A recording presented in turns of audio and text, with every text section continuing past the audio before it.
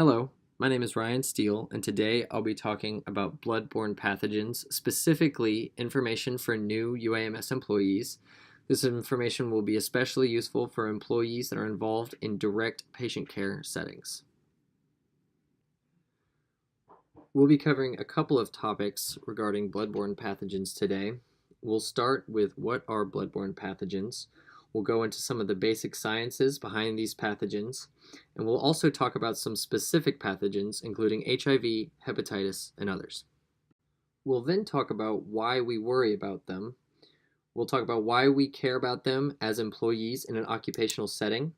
We'll also discuss the risks and consequences of exposure. We'll then discuss the variety of ways that we can best prevent exposure. And then I'll discuss what should be done in the event of an exposure. In this area, we'll cover UAMS protocol as well as the variety of OSHA guidelines that are in place. Here are some of the materials that we'll use to help guide us through this education. The first is the UAMS Bloodborne's Pathogen Education. This is the policies that are set in place to prevent exposure and what to do in the case of exposure.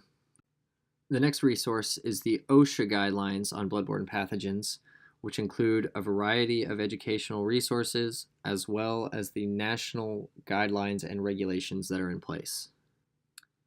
The third resource is a helpful third-party company known as bloodbornepathogentraining.com that has a variety of resources that can be utilized in the training of employees regarding bloodborne pathogen safety.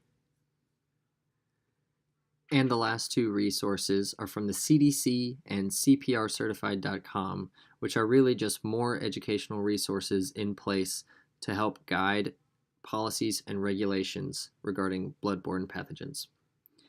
Thank you for listening, and I look forward to presenting more later on.